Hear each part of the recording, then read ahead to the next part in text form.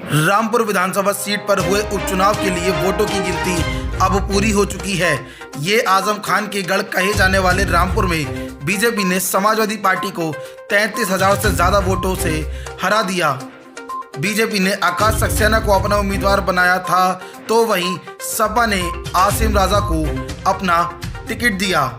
8 दिसंबर को हुई वोटिंग की मतगणना के बाद राउंड पे राउंड चलते रहे। हर राउंड में कभी भाजपा के प्रत्याशी आगे तो कभी सपा के प्रत्याशी आगे।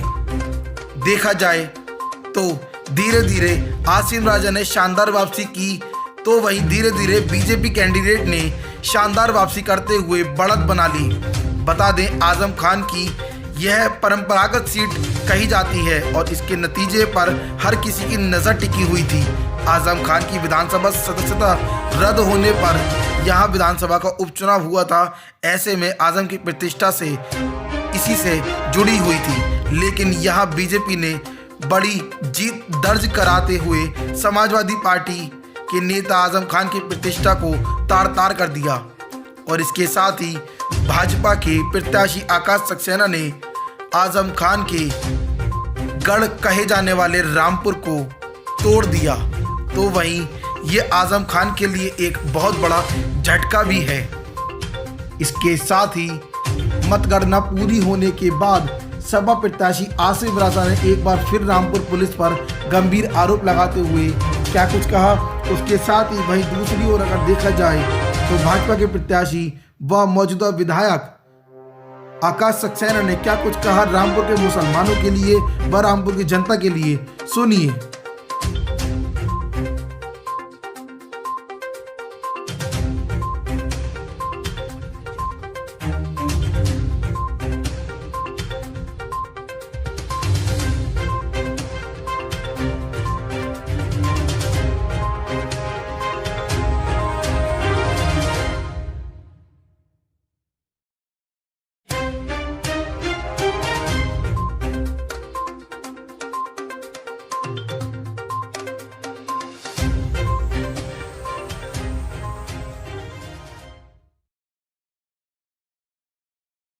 उस शहर के लोगों का वोट का राइट खाकी वर्दी ओढ़कर, हाथ में डंडा लेकर, गले में रिवॉल्वर डालकर लूटने वालों को मुबारक हो।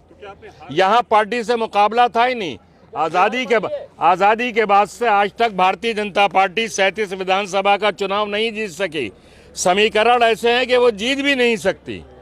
उसको जिताने के लिए खाकी वर्दी ने रामपुर की एक खेल खेला है और वो आज का जो रिजल्ट अगर हम नहीं जीतते हैं तो ये चीज़ खाकी वर्दी को मुबारक। रामपुर के लोगों को वोट डालने बिल्कुल नहीं दिया गया, उनको घरों से निकलने नहीं दिया गया, गली गली आतंक मचाया गया, उनके मतदाताओं के आने वाले रास्तों पर बैरिकेडिंग कर दी गई, पुलिस पिकेट लगा दी गई, पर्चियाँ फाड़ दी गई। अगर कोई बूथ तक पहुंच गया तो उसकी पर्चियाँ फाड़ दी गई, लाठी डंडे मारकर उनको भगा दिया गया। कई बुजुर्ग जख्मी होकर आज भी जिला अस्पताल में दाखिल हैं, आप भी जाके देख सकते हैं। शुरू में तो आप बढ़त बनाए हुए थे, 20 राउंड तक आपकी बढ़त। हमने तकरीबन 20 राउंड गिनती शहर की होती है, शहरी इलाके थे। इन 20 राउंड की गिनती में आप इतिहास देख लें आज़ादी के बाद से आज तक। अरे आप बात तो सुन लो पूरी मेरी, आप मेरी बात सुन लो। अरे आज रामपुर में जिस तरीके का ऐतिहासिक परिणाम जो आया है, जिसमें आज भारतीय जनता पार्टी 34,000 मतों से आज जो विजयी हुई है, इसके लिए रामपुर की हिंदू, रामपुर के मुसलमान सब भाइयों को मेरा बहुत बहुत आभार व्यक्त करता हूँ और विश्वास दिलाता हूँ कि जिस विश्वास के साथ उन्होंने मुझे चुना है मैं उस पर खरा उतरूंगा। देखिए, आज़ादी के बाद पहली बार आज भारतीय जनता पार्टी यहाँ विजयी हुई है। इसके अलावा कश्मीर के बाद पहली विधानसभा रामपुर की सीट ऐसी है जहाँ पर 70% से ज़्यादा जहाँ मुस्लिम है और उसमें आज योगी सरकार पर जो विश्वास जताया है यहाँ के मुस्लिम भाइयों ने, उसके लिए मैं सभी का, रामपुर की जनता का बहुत हाथ जोड़ के मैं बहुत आभार व्यक्त करता हूँ और मैं विश्वास दिलाता हूँ कि रामपुर में जो 80 साल